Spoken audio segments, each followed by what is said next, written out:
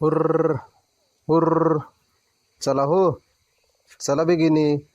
तेच मावळून निघाला हाय. रातच्याला लांडगे येतात र. चला पटापटा, उरका की वाट. रोजच्या पेक्षा जास्त उशीर झाला होता, म्हणून बबन त्याच्या मेंढरांना जरा पटापटाच हाकत होता. मॅ मॅ. आईला, हा तर माझ्या मेंढरांचा आवाज दिसतोय. पण हे एकलं कसं मागं राहिलं म्हणायचं. काय माहित बाबा, पण आता काय करायचं. आणावं तर लागल.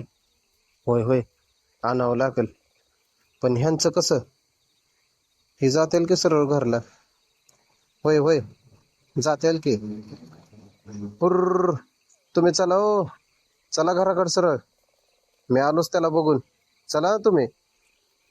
मेंढरांना पुढे जा म्हणून बबन माघे राहिलेलं त्या एका मेंढराला आणायला माघारी निघाला. बबन हा गावातला एक तरणा पोरगा. तसं लग्न झालेलं आहे त्याचं. एक मुलगी आणि एक सुंदर अशी बायको. शिक्षण थोडं कमी, म्हणून त्यांनी 4-5 गायी व थोडी शेळ्या मेंढर करून शेतातल्या कामाकडे जास्त लक्ष दिलं. तसं बबनचं सगळं मस्तच चाललं होतं. एक तर वेळ निघून गेली आणि ह्यात ते बेनं कुठं अडकलं काय माहित. कुठं गेलं म्हणायचं हे. आवाज तर हेतूनच आला होता बुवा. च्या आईला, कुठं गेलं म्हणायचं हे मेंढरू. तेवढ्यात डाव्या हाताला काहीतरी चमकत. कशाचे तर डोळेच होते ते. बहुतेक मेंढराचेच डोळे आहेत ते. अरे हे मेंढरूच आहे ना, काय नीट दिसना बाबा. पण हे जरा मोठं वाटायलंय. आणि माझ्या कळपात तर एवढं मोठं मेंढरू नाहीच. त्या मेंढराला बघत बबन स्वतःच पुटपुटू लागला. मॅ मॅ. हा हा, मेंढरूच आहे ते. बबन त्याला नीट बघू लागला. तोच त्या मेंढराने दुरूनच दात उचकले आणि शेजारच्या ऊसात शिरले. हे त्याच्या मारे. आता गारट्यात घुसावं लागणार वाटतं ऊसात. ऊसाच्या जवळ जाऊन बबण्याने ऊसात एक पाय टाकला. पाय टाकताच त्याचा पाय पिंढरा एवढा चिखलात गेला. अरे बापरे. ऊसाला पाणी दिलं हे वाटतं, म्हणत तो पुढे पुढे चालू लागला. ऊसात जात असताना त्याच्या मनात कसलेच काही आले नाही. तसा तो रात्रीला कधीच भेट नव्हता, हे त्याचं रोजचंच होतं. पण शेवटी अंधारापुढे कोणाचा काही मोक्ष लागत नसतो. एक पाय जमिनीत तर दुसरा वर, असा तो चालू लागला. हळूहळू जात असतानाच त्याला मागून सर्रकन काहीतरी गेल्यासारखं जाणवलं. पण त्याने त्याकडे काही लक्ष दिलं नाही आणि तोच दुसरा पाय पुढे टाकला की परत मागून सर्रकन काहीतरी गेलं. ह्यावेळेस मात्र बबन्या जाग्यालाच उभा राहिला. वरचा पाय वर आणि खालचा खाली. त्याला त्या भीतीची जाणीव झाली. पण करणार काय. दुसरा पाय पुढे टाकला की परत सरकून मागून काहीतरी पळालं. मात्र ह्यावेळी बबन्या सावध झाला. मरणाचा गारटा, पण तरी बबन्याच्या केसातून घाम खाली गळत होता. टप. जमिनीवरच्या पाण्यात त्याच्या घामाचा थेंब पडताच आवाज झाला. मनात भीतीचा तरंग उडाला. गळ्यातील थुंकी गळ्यात माघारी गेली. चेहरा रडवणी झाला. आता पाय पुढे टाकण्याची पण त्याची हिंमत होईना. पण करणार काय. त्याने एक पाय पुढे टाकला आणि मागून काहीतरी त्याच्याकडे धावत आल्याचे त्याला जाणवले. धावत सुटलेल्या बबण्याला काहीच सुचेना. धावत आलेल्या त्या गोष्टीकडून वाचावे कसे. चिखलात तशीच पॅन्ट वर धरून बबण्या पळू लागला. काही कळेना तोच मागून त्याला धड करून काहीतरी धडकले आणि फुटभर वर उडून बबण्या चिखलात आदळला.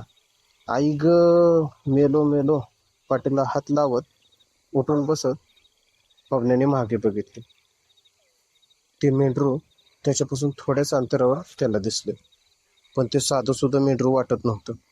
डोळ्यात पार आग उतरावी असे लालबुंद डोळे, वेड्यावाकड्या आकाराचे सुळ्यागत शिंगे आणि राक्षसी मुख. जणू जनावरे असुरच. त्याला बघून तर बबण्या थरथर कापू लागला. डोळ्यांवर विश्वास बसना. आपण काय पाहतो आहे हे त्याला कळेना. त्यांनी एकदा डोळे चोळले आणि पाहिले तर समोर काही नव्हते. अरे, कुठं गेलं? काय होतं ते? मला काय व्हायला लागलंय? तो उठून परत डोळे चोळू लागला. तो उठून उभा राहिला. आपण किती आत आलो हो हे सुद्धा त्याला कळेना. कीच मागून त्याला एक आवाज आला. बबन्या, ए बबन्या.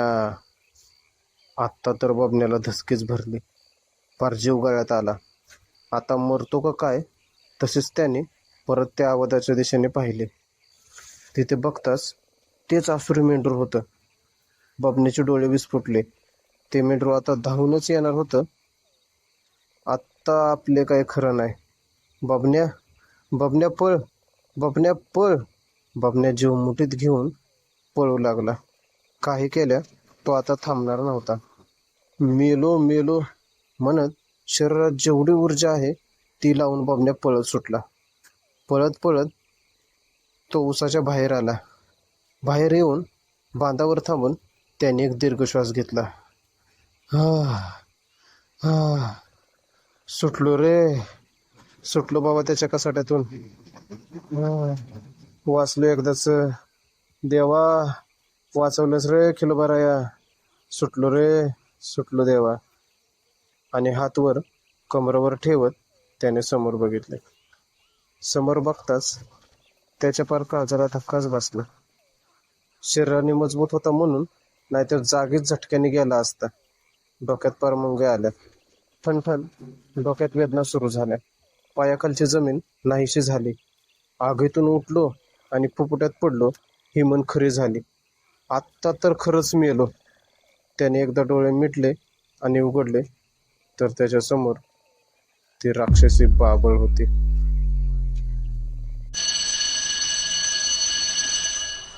Hello, hello. अरे अजय, उठलास का नाही? लक्षात तर आहे ना, 10:30ची एस टी पकडायची आहे आपल्याला. हो रे, माझी तयारी झाली आहे. बस तुझ्याच फोनची वाट बघत होतो. बरं ठीक आहे, मी एक 20 मिनिटात पोचतो तुझ्या इथं. हो हो, ये. मी रूमच्या खाली येऊन थांबतो. थोड्याच वेळात अजयने त्याचं सगळं सामान भरलं आणि तो खाली येऊन थांबला. सॉरी अजय, रिक्षा मिळायला थोडा वेळ लागला म्हणून उशीर झाला. ठीक आहे रे, मी पण आताच सामान घेऊन खाली आलो आहे. अरे बापरे, विशाल, एकच मिनिट, एक गोष्ट राहिली आहे, आलोच घेऊन. काय रे तू अजय, जा ये लवकर घेऊन.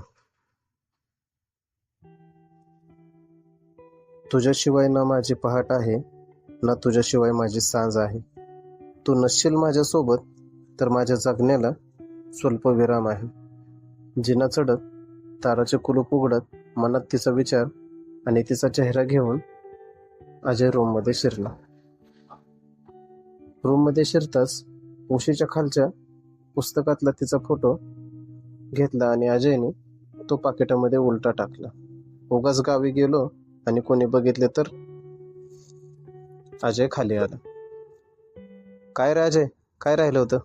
काही नाही रे, पाण्याचा नळ बंद करायचा राहिला होता. होय का? बर, तुला मी काय वेडा दिसतो का रे? मला माहित आहे तू कोणत्या तरी महत्वाच्या गोष्टीसाठी गेला होता. नसेल सांगायचे तर राहू दे. अरे नाही रे विशाल, तसं काही नाही. ती बघ रिक्षा आली, हात कर तिला. दादा, स्वारगेटला जायचे आहे. असे म्हणत दोघं त्या रिक्षामध्ये बसले. स्वारगेटला येताच विशाल म्हणाला, अजय, ATM मध्ये जाऊ रे, ST साठी पैसे काढावे लागतील. रिक्षावाल्यांनी तर घेतले फोन पे, पण ST चालत नाही ना फोन पे. हो हो, ठीक आहे, चल काढू. अजय, चल आता, आता काही टेन्शन नाही. एकतर त्या ऑनलाईनमुळे कॅश पैसेच नसतात जवळ बघ, पण खर्च तर त्याच कॅश ऑनलाईनमुळे होतो. अरे विशाल, पळ पळ, ती बघ, ती गाडी लागली का गावाकडची. असे म्हणत ते दोघे त्या गाडीत गेले. चल चल, मागे बसू. एका खिडकीमध्ये जाऊन ते दोघे बसले. अजय हा आपल्या कथेचा नायक. अजय आणि विशाल लहानपणीचे मित्र. बालवाडी ते डिप्लोमा पर्यंत एकत्र, आणि आता शिक्षणानंतर जॉबला पण एकत्रच. जवळजवळ 4 वर्ष झाली अजय त्याच्या आईला आजीला कोणालाच भेटला नाही. कामातून कधी गावी जाण्यासाठी वेळच मिळाला नाही. म्हणून तर आत्ता मॅनेजरची पोस्ट मिळाली आहे अजयला. एकदम 1 महिन्याची सुट्टी घेऊन तो गावी निघाला आहे. विशाल मात्र महिन्यातून 1-2 वेळा गावी जात होता, पण मित्रच मॅनेजर म्हणून ह्यावेळेस विशालनेही 1 महिन्याची सुट्टी घेतली. ओढ तुझ्या भेटीची मनी दाटून आहे, कित्येक वर्ष लोटली तुझ्या विना त्याचीच मनी खंत आहे. मनात तिचा विचार येताच ओठांवर का हसू उमलून येते कोणास ठाऊक. हळूहळू डोळे मिटत अजयला तो एक किस्सा आठवला. शाळेची सुट्टी झाली. घराकडे जाणाऱ्या त्या पाऊलवाटेने ती निघाली होती. थोडे अंतर चालून गेल्यावर उसाच्या कडेला अजय थांबला होता. काय रे अजय, तू इथं काय करतोय? आणि आज शाळेत का नाही आला तू? नाही आलो, माझं एक काम होतं तुझ्याकडे. हां बोल की, काय काम आहे? म्हणजे Anjali, Anjali I love you. मला तू खूप आवडतेस ग. मला तुझ्यासोबत लग्न करायचं आहे. करशील माझ्यासोबत लग्न? अजय, तू काय बोलतोय? कळतंय का तुला? असलं शिकतोय का तू शाळेत? आणि ह्यासाठी तू शाळा बुडवलीस का? अरे आपण हे असलं करायला खूप लहान आहोत अजून. आणि हे बघ, ही तुझी पहिली चूक म्हणून तुला माफ करते, नाहीतर माझ्या पप्पांनाच तुझं नाव सांगितलं असतं. असं म्हणून अंजली तिथून निघून गेली. अंजली आपल्या कथेची नायिका. ए आजा, आजा, अरे उठ केला का? गाव आलं. किती झोपतोय अजून? काय रे विशाल, गाव आले नाही तोपर्यंत गावची भाषा बोलायला लागला. अजय वरून डायरेक्ट आजा. जिथलं तिथं बघ, पुण्याचं पुण्याला आणि गावचं गावाला. बरं बाबा विसल्या, तू म्हणशील तसं. हा हा हा. पाठीवर बॅग घेतली आणि दोघे एसटी मधून खाली उतरले. गावच्या जमिनीवर पाय ठेवताच मन मात्र प्रसन्न झालं. समोरच गावचे ग्रामदैवत श्री खेलोबा देवाचे मंदिर होते. डोळे उघडले तर नजरेस तेच दिसले. आजा, जायचे का मंदिरात? नाही नको म्हणत अजय घराच्या दिशेला निघाला. कीच समोर एक वेडं माणूस आलं. पुण्याचा माणूस, पुण्याचा माणूस, पुण्याचा माणूस आलं, आता मला पैसे मिळणार, असं म्हणत ते अजय आणि विशालकडे बघू लागले. विशालने त्याच्याकडे बघत खिशात हात घातला आणि एक 50ची नोट काढली आणि त्या माणसाला दिली आणि म्हणाला, हे बघ, आता मी जाईपर्यंत परत मागायचे नाही. पैसे घेऊन तो माणूस नाचतच गेला. काय रे विशाल, कोण होता तो आणि पैसे का दिलेत त्याला? अरे तो वय आजा, तुला तो बबन्या माहित आहे का? आपल्या शाळेतला आपला सिनियर आणि खोडकर होता बघ. हा माहित आहे की. अरे तोच तोच आहे तो बबन्या. काय काय बोलतो विसल्या? अरे पण त्याची ही अवस्था कशी झाली? अरे त्याच्या लग्नाच्या वेळी मी होतो की गावात. किती मोठं लग्न केलं होतं त्याचं. जमीन जुमला पण आहे, सगळं तर चांगलं आहे त्याचं. होय रे आजा, पण आता दारूसाठी रुपया रुपया मागते बघ माणसांकडे. फार वेळ झालंय.